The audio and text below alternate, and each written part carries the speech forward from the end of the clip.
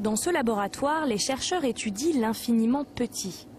Il ne s'agit plus de la cellule, ni même de son noyau, mais d'une molécule encore plus microscopique, une protéine que l'on appelle un récepteur, celui de la vitamine D.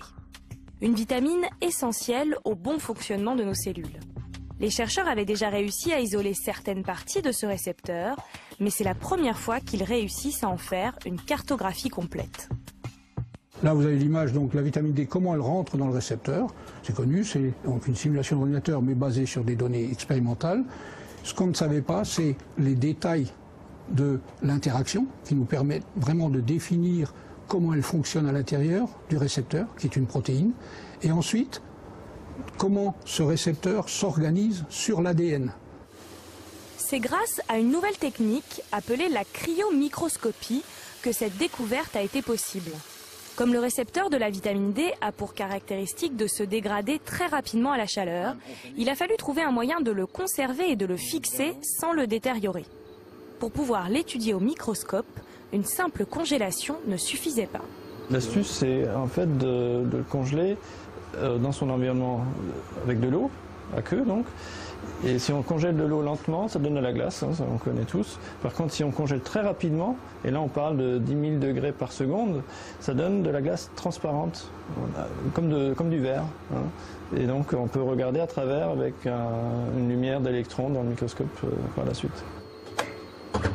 L'échantillon est donc plongé dans de l'éthane liquéfié, ce qui permet son refroidissement ultra rapide, une congélation en une fraction de seconde.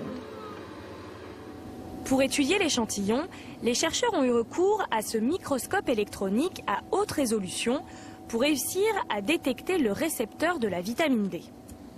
Il mesure à peine une dizaine de nanomètres, soit 1000 à 10 000 fois moins qu'une cellule. Ce microscope permet de le repérer grâce à sa capacité d'agrandissement. Le récepteur est effectivement grossi 60 000 fois.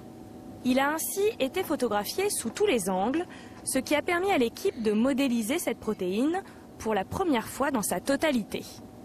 Ici, ce qu'on observe, c'est une reconstruction 3D du récepteur et on obtient une carte où on voit tout ce qui se passe, donc avec des modules différents. Ici, on a le module qui reconnaît la vitamine D. Donc vous avez ici la vitamine D qui s'est nichée dans une poche et qui active le récepteur. Et lui se lie ensuite sur l'ADN, c'est la double hélice qu'on voit en bas. Ces images apportent des informations inédites sur l'intégration de la vitamine D par les cellules de notre corps et ouvrent de nombreuses perspectives pour la recherche pharmacologique qui, grâce à une meilleure compréhension des interactions entre molécules, pourra créer de nouveaux médicaments de plus en plus ciblés.